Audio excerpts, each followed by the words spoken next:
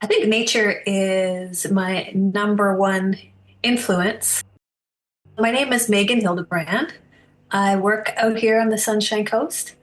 Regardless of what I'm painting, it's the bottom line is it's always really about getting the color right.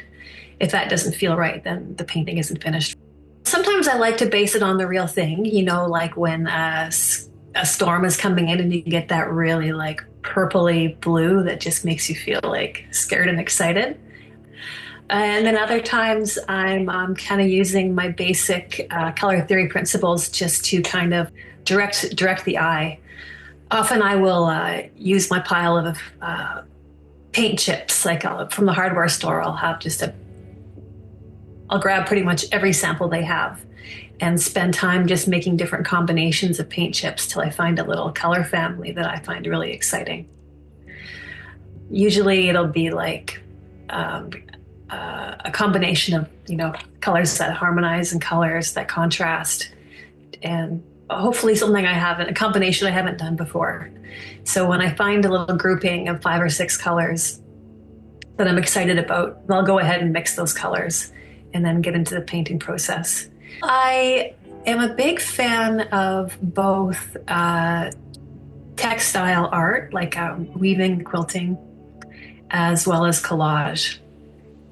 What I like about both of those mediums is the way you can pile up and mix and match and, kind of create almost like power clashes with your patterns. I'm not doing a lot of blending, but I'm doing a lot of layering, masking, letting it dry, and building on top, and doing a lot of negating. I try not to be too precious about areas that aren't working. I love my green painter's tape.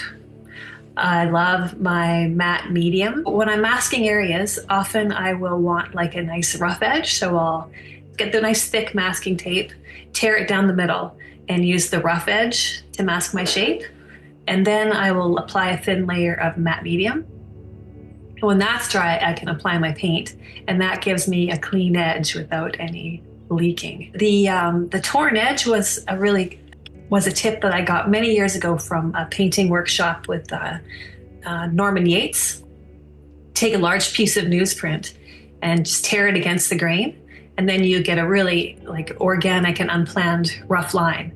And then you can trace that line or lay that paper down and, for example, spray paint along the edge. And that organic line just delivers an amazing like mountain ridge or just, an unplanned line that you can't really make up.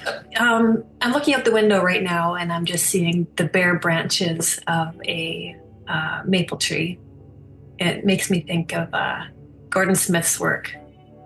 He's just able to create these super dense compositions that just look like so much fun to do. Nature offers so many styles of lines. It offers so many colors. It's always changing, seeing nature. Like I was describing, like the torn edge of the newsprint, looking like the ridge of mountains.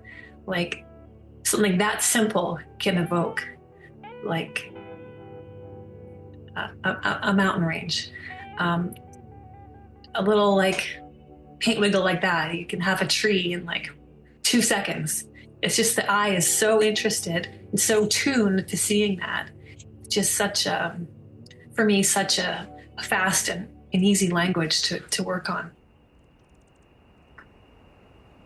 Thanks so much to Meghan Hildebrand for sharing her art, insights and inspirations with us.